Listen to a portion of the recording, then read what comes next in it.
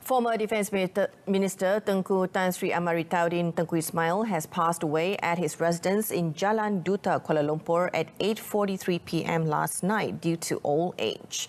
He was 94. The son of the UMNO veteran, Tengku Farid, said his father, who was fondly known as Kudin, suffered a stroke 2 weeks ago and was treated at a private hospital and was allowed to discharge. But this morning, he experienced breathing difficulties before passing away. Apart from being Defence Minister from 1987 to 1990, he was also appointed as Minister with Special Functions to assist Tun Abdul Razak in the Foreign Ministry in 1973 and was later appointed Minister of Information and Special Functions in 1974. In the political arena, the late Tengku Amaritauddin was former UMNO Disciplinary Board Chairman in 2001 and was a member of the Supreme Council in 1987. On behalf of Keluarga Malaysia, Prime Minister Datuk Seri Ismail Sabri Yaakob has extended his condolences over the death of the former Defence Minister. He also hoped that the family of the Tengku Tan Sri Amaritauddin could stay strong in these trying times. The premise owners, especially in high-risk areas like restaurants, are urged to check the COVID-19 risk status of visitors using the My Sejahtera app. Now, Health Minister Khairy Jamaluddin said that would ensure that high-risk individuals, including COVID-19 positive patients under home surveillance orders or HSO, were not allowed into the premise, adding that enforcement action under the Prevention and Control of Infectious Diseases Act 1988 or Act 342 would be taken for failing to comply with set regulations. Pemilik premis, terutamanya pemilik premis kedai-kedai runcit ataupun kedai-kedai biasa dan kedai-kedai makan disarankan, advised untuk cek status pengunjung ke premis mereka, dan saya telah minta supaya terutamanya bagi premis berisiko tinggi. Contoh, restoran. Kenapa? Sebab kita buka peletup muka. Dan saya minta kepada orang ramai bila pemilik premis minta supaya dapat cek profil ni.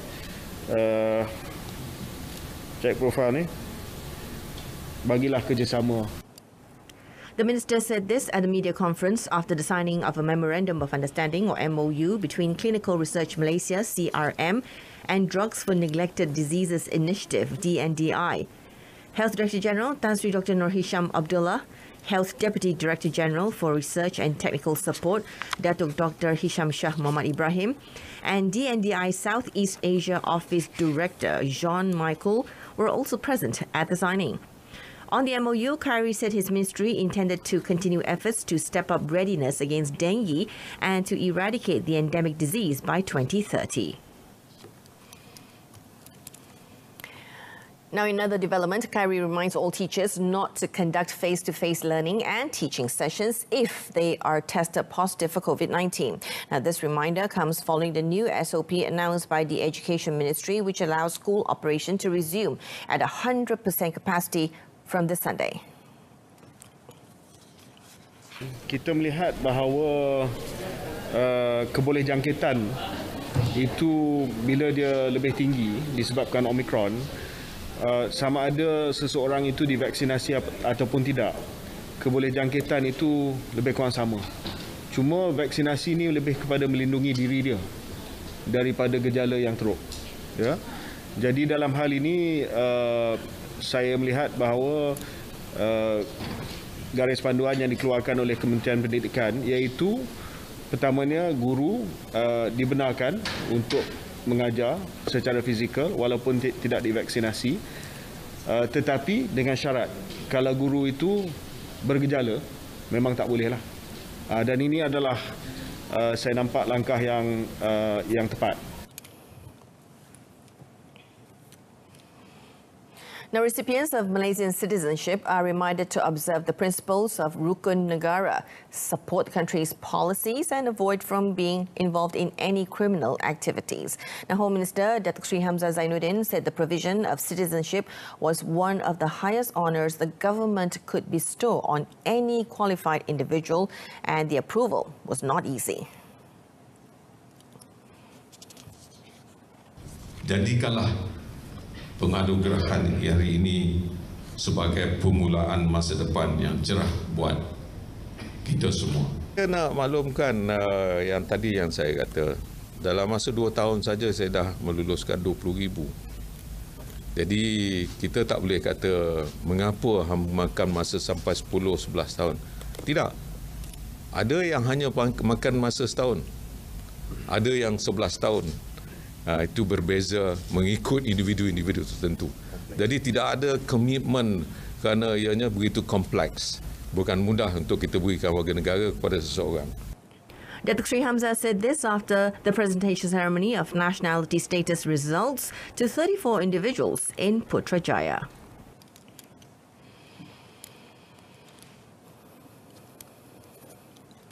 Now, traffic flow on major expressways in the country is beginning to be heavy and congested and moving slowly as majority of people, especially in the nation's capital, begin to leave for the Balik Kampung exodus for the Aidilfitri celebrations. Now, the number of vehicles are expected to continue rising on the North-South Expressway, while on the East Coast Highway, traffic is moving slowly since 2 p.m. yesterday. Now, a spokesman for the Malaysian Highway Authority, or LLM, however, said in the northern region, traffic is beginning to be heavy from Sungai Buloh Hospital to Bukit Beruntung, Bukit Tagar to Tanjung Malim and Ipoh Selatan to Sungai Perak. He said the movement on Duta Ulu Klang Expressway, or Duke, and MRR2 at Taman Melawati heading towards Gombak Toll Plaza is getting slower. Now, other than that, traffic heading towards the southern region is moving slowly, especially in from Putra Mahkota to Seremban, Port Dickson to Senawang, and Ai Itam to Yongping.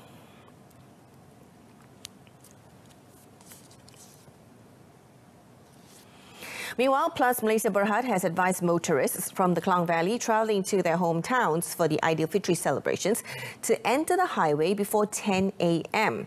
Now, Plus Chief Operating Officer Datuk Zakaria Ahmad Zabidi said Plus is calling on the people to comply with the Balik Kampung and Pulang ke Bandar Travel Time Advisory, or TTA, and plan their journey to avoid traffic congestion. As this is the first time after 2 years of Movement Control Order, or MCO, that Malaysians are allowed to return to their home villages to celebrate Hari Raya Aidilfitri, Datuk Zakaria said Plus expects about 2 million vehicles, which is an increase of 25% compared to 1.6 million vehicles a day using its highways currently. He urged highway users heading to faraway destinations such as Perlis, Kedah, Pulau Pinang, northern part of Perak, as well as Johor, to enter the highway earlier, which is before 10 a.m., while those heading to nearer locations or states are advised to enter the highway before 1 p.m. He added that apart from the TTA schedule, highway customers are also urged to use Plus application, Waze or Google Map to obtain a better travel plan.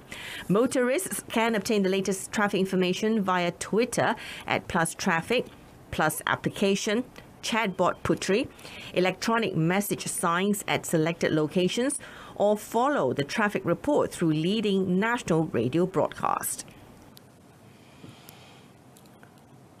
As citizens of Kuala Lumpur planning to leave their houses during Hari Raya festive season are urged to inform the police by filling a form of notification.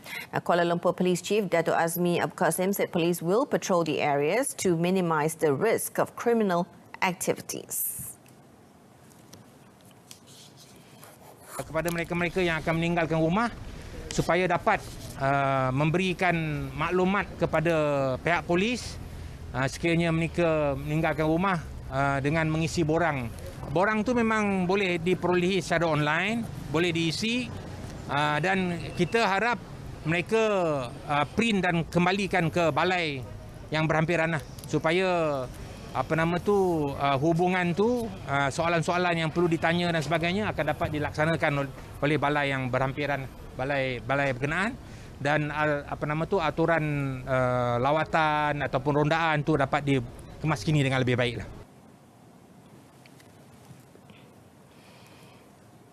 Now, with Ramadan nearing its end, Muslims nationwide are reminded not to wait until the very last minute to pay their zakat fitrah.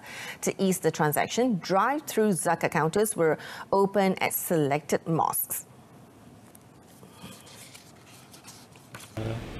kita ada lebih kurang 10 orang amil yang dilantik oleh Majlis Agama Islam Wilayah Persekutuan Mawib, dan kita memberi pilihan kepada para jemaah ataupun orang ramai untuk membayar dengan dua cara, iaitu yang pertama kita melalui drive-thru zakat di lobi masjid, dan yang keduanya adalah kita membuka kaunter di Dewan Solat Masjid Tuanku Mizan Zainal Abidin.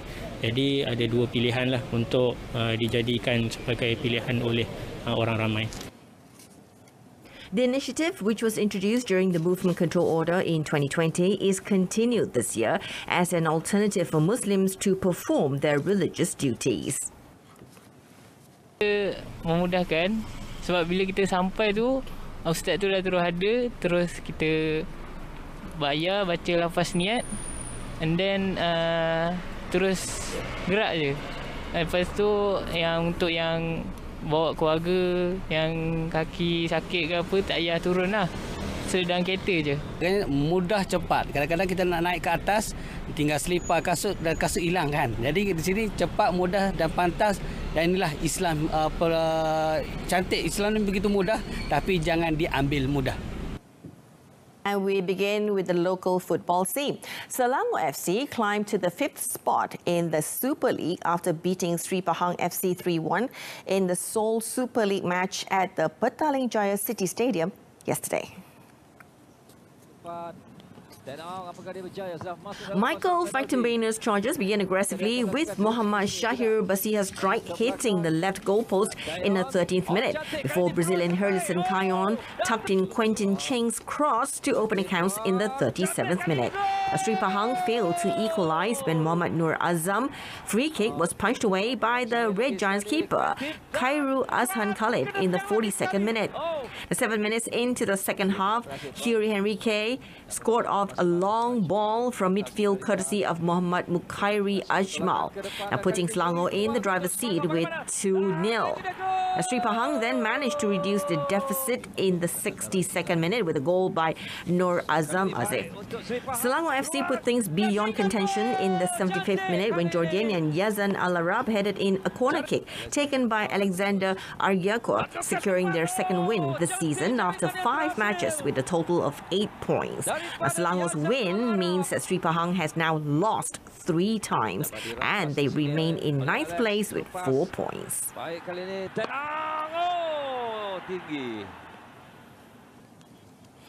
And that's all the time we have for today. Headlines for this afternoon. Premise owners are urged to check visitors' COVID-19 risk to avoid enforcement under Act 342. And don't forget to tune in to News at 10, coming up at 10 p.m. on My Freeview Saluran Berita RTM, Channel 123. And for those starting their balik kampung journey today, please be safe and continue to adhere to the traffic rules. I'm Jessica Lee. I'll see you later.